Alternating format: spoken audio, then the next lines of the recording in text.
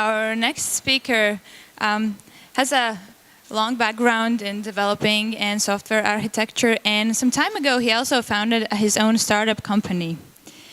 And today he's here to share his lessons learned from founding his own global company. So let's welcome Alexei from Zabbix.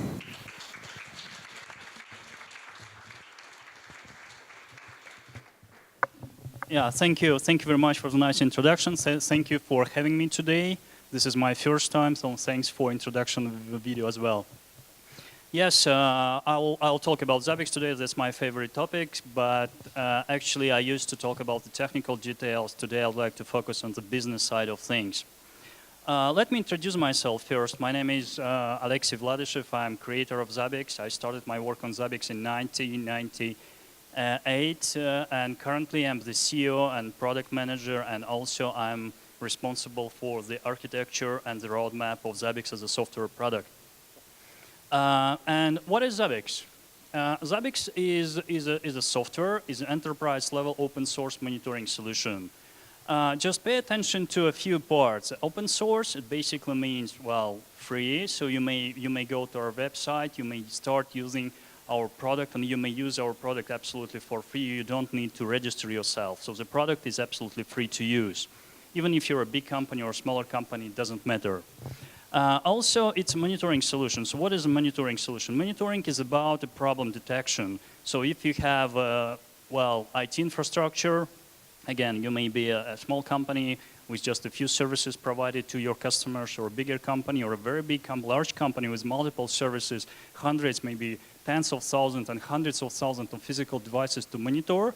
So Zabbix is a software that will tell you exactly what problems, performance problems or availability problems you have in your infrastructure. So this is a piece of software basically. Zabbix is a piece of software. You download this piece of software and you install and you use it for your company. So where we are currently. So today we are talking about business mostly. So let's focus on this. We have 3 companies right now. One is in Riga. Well, this is our headquarters that was established, Zabbix SIA, Zabbix SIA, which was established 10 years ago. And now we have 26 people here, developers, marketing guys, sales guys, support team. And at the very beginning, 10 years ago, so the company is 10 years old. This year we celebrated 10 years anniversary. 10 years ago, I was the only one who was working. I was doing everything, development, talking to customers, doing some pre-sales, demos, well, absolutely everything. And at some point of time, I hired another engineer, then another one, and now we are a team of 26 people working full-time in Riga. 2 years ago, another company, subsidiary company, was established in Tokyo, in Japan, which is called Zabbix Japan LLC. And this company was created specifically for the Japanese market. Japanese market is quite interesting one. It's very disconnected. So people speak Japanese language there.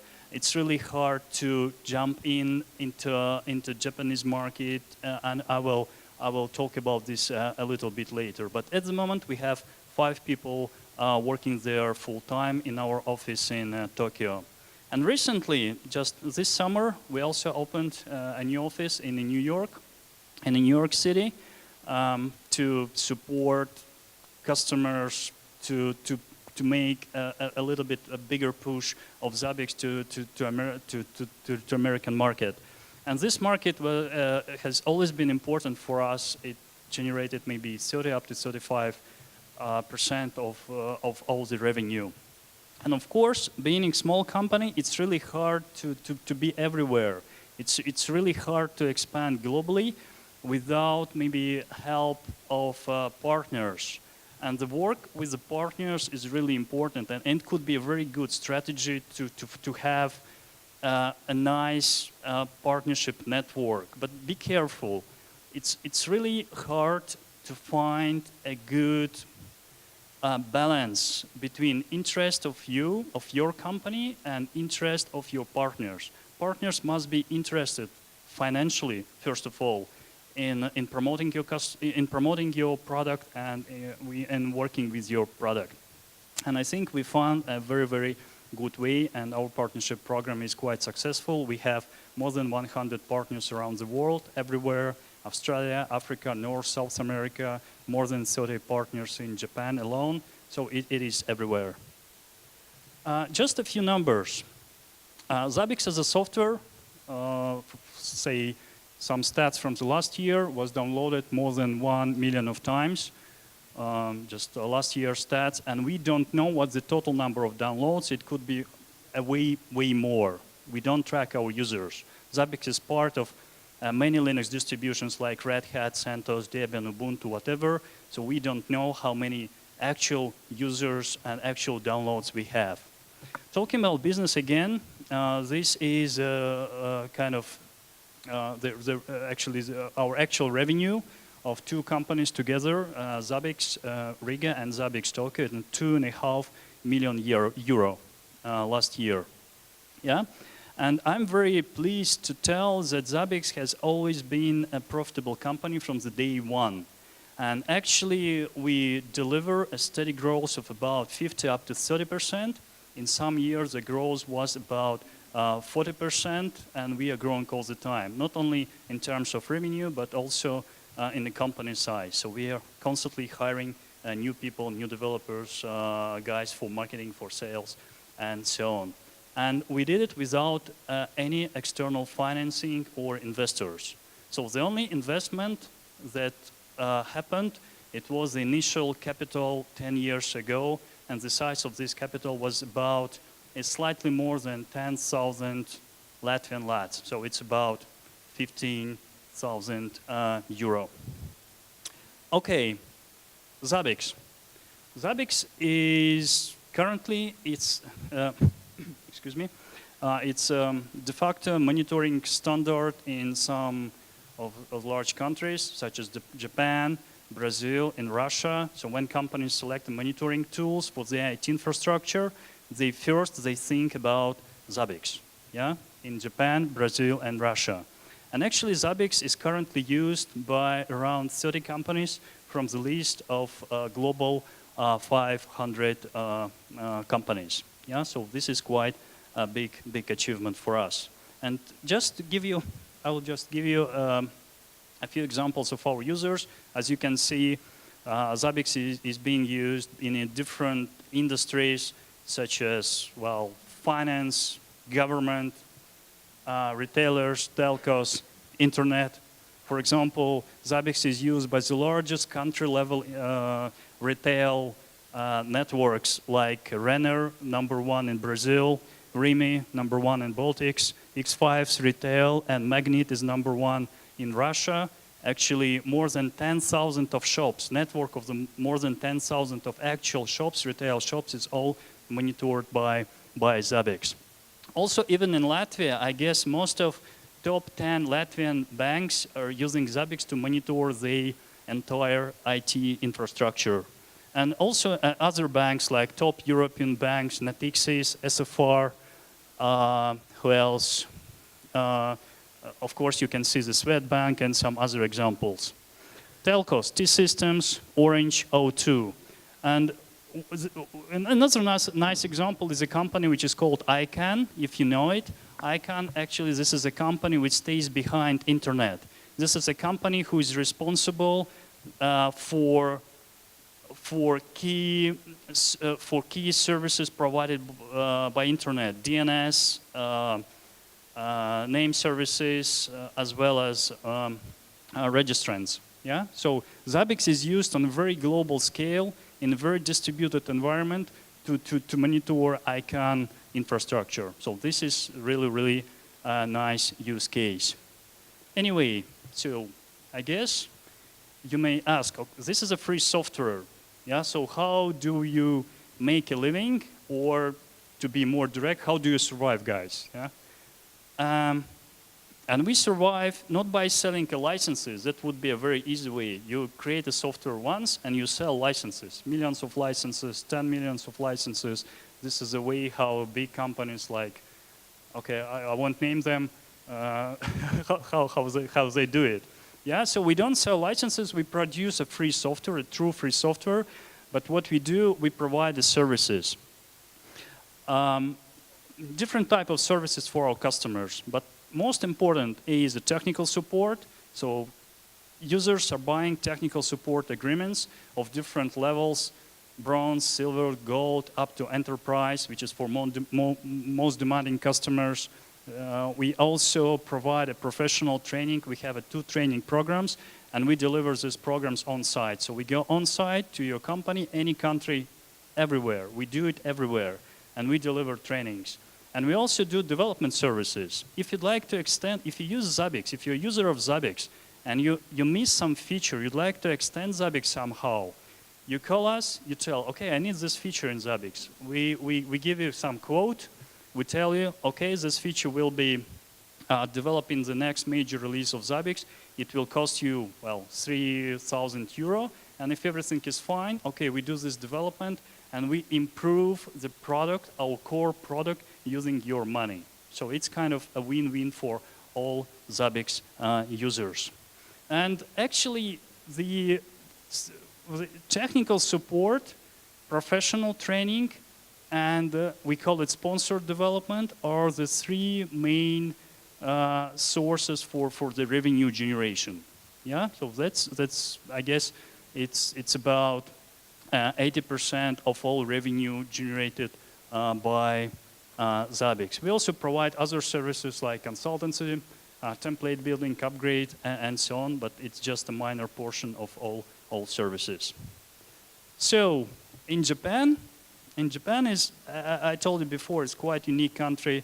In Japan, we also sell appliance. Appliance is kind of ready-to-use a product. It's a combination of hardware and software. So Zabbix comes pre-installed on this piece of hardware, on this piece of hardware, and we sell it to smaller companies. It's ready-to-use product. You buy this product, and you're ready to monitor your smaller IT infrastructure, maybe up to 100 servers, up to 100 some virtual devices or network devices. If you decide to expand your business to Japan, I have a few advices for you. First of all, you really need to build a high quality product. The quality is really important. The quality which is really expected in Japan.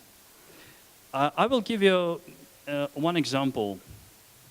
When our first premium partner, the company from Japan, decided to deliver Zabbix to their customers, they took Zabbix, they spent 1 year just to test product before delivering it to the customers.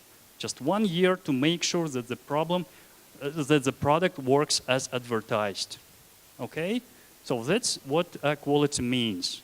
It's not like, okay, we have a product, we are ready to sell it to everyone else. No, it works absolutely in a different way in Japan. So high quality is a key.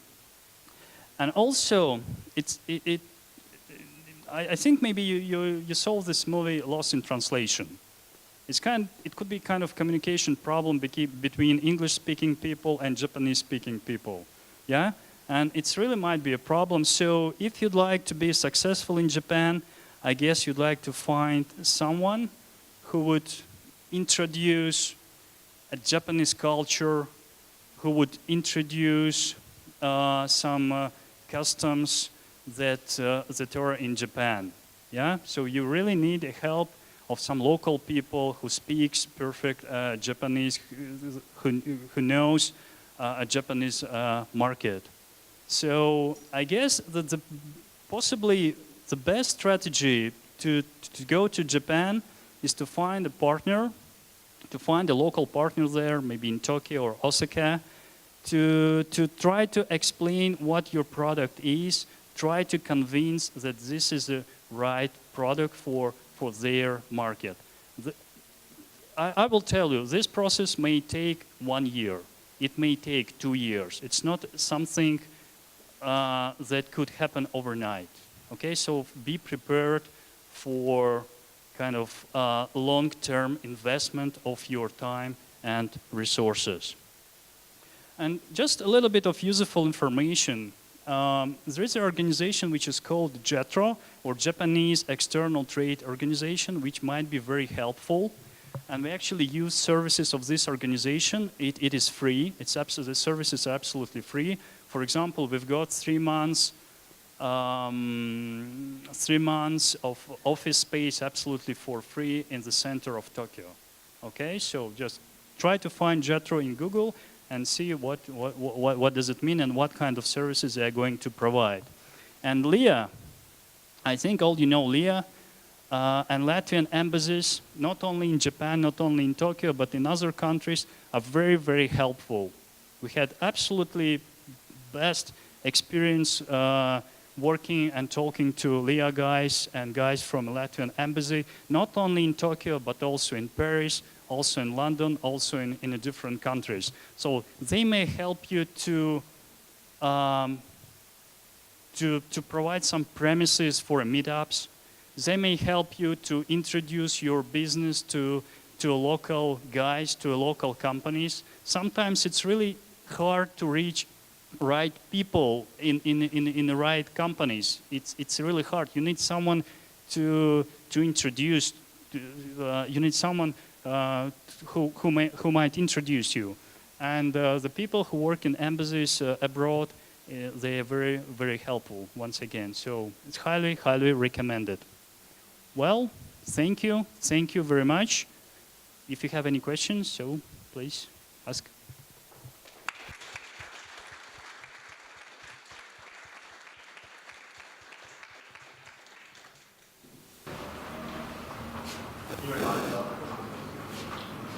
So, I'm really interested. Zabbix was created about 10 years ago, right? Yes. So, when you created Zabbix, you had concurrents, like, also, right? In server monitoring. Like, there are other people who... You're talking about competitors, yeah? Yeah, competitors. Yes. And how exactly did you come out on top of them? Like, what exactly did you do? Did you try to look for mistakes they made? Did you try to innovate something in Zabbix? How exactly did you overcome the competition?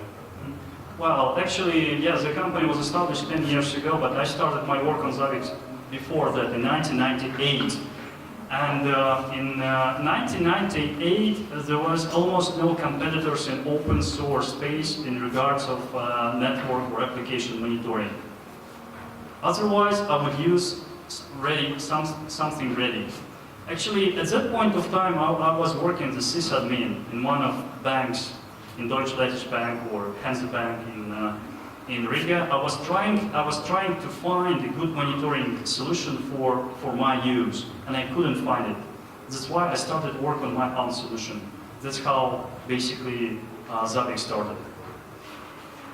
Okay, and again, answering the question about the competitors. At this moment, yes, we have some competitors not only from the open source space, but we also have competitors from bigger companies like, I don't know, HP and IBM. So we have to compete in both open source space and kind of closed source traditional enterprise applications. And it's, I think, the key advantage of Zabbix is that we are free, we are open source. Most of other competitors, they follow so-called open core model. When you have community edition of your product and closed enterprise edition of your product. We have only one product which is absolutely free. That's what our users love very, very much. And we also have we do provide very high quality support from vendor. So Zabbix is taking best of both worlds, from open source world and traditional approach taken by big enterprise companies. Okay, thanks. We have a question here. Yes, thanks for your presentation. In previous one, we saw this classic example with Swiss Army knife, so you have to make your product simple.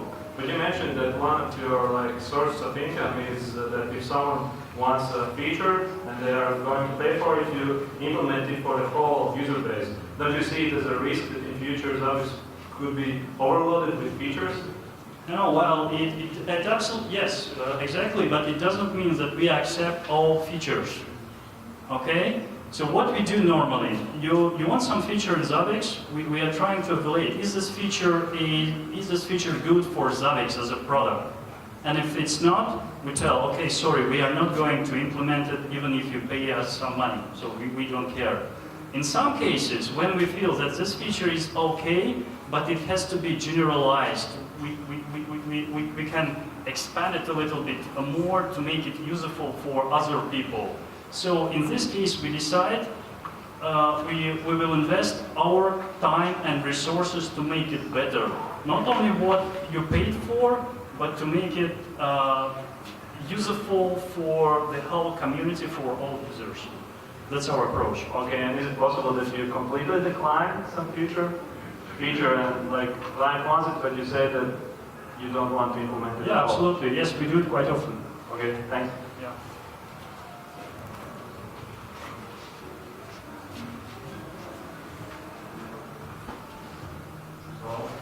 Okay. The microphone is scary.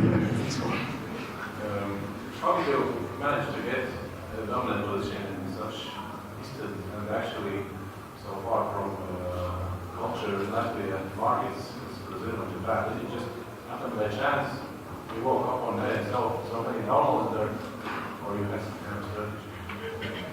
Okay, so your question about how do we manage to be successful in the markets like Brazil and Japan, Russia. Okay. Well, so, Russia, I understand, but Brazil and Japan. Okay. But I would tell you that, for example, the Russia, from the cultural point of view, is somehow close to Brazil. Yeah, these countries are quite close. So we are open source product, and being open source, we have a huge advantage. The Drag communities are built around your product, and actually. Traditionally we had a very big community of users, of Zabbix users in Brazil, and we still have.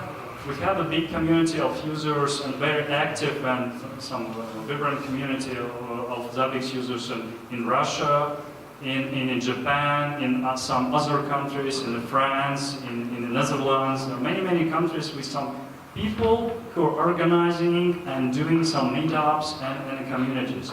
And for example, so it's more about it's not about our marketing activities or sales activities. It's about community work.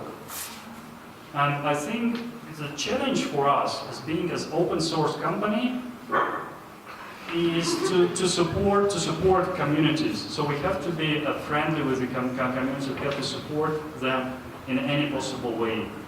And actually, the CEO of Zabbix Japan, LLC, he was the most active community member in Japan. At some point we met in Tokyo, we discussed things, and we decided, okay, let's try to build a company here in Tokyo, because we see that it might be successful, and it is successful now. One last question. What is the role of design for your product, for your company, and do you see it as a strategical or competitive advantage for your company? And maybe what is your approach of the user interface design? Okay, that's an excellent question. This is my theme. You see, I'm an engineer, I'm not a designer. I'm a developer, being a system administrator before, now I'm managing a company. And being an engineer and design is something completely incompatible. Yeah? You build a product for gigs. And Zabbix initially was built for gigs.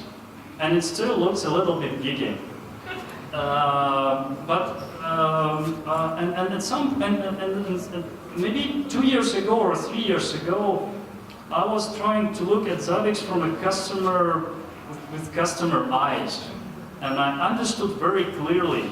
Well, the design sucks. No, it really sucks. Not only the design part, but the usability. Sometimes it takes so many clicks to go from one thing to another to, okay, the navigation is bad, it could be much, much more efficient. So at that point of time, I decided, okay, we need a designer. So now we have a full-time designer who is doing lots of rework of our design.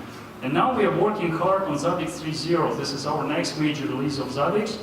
And number one improvement we are delivering is design.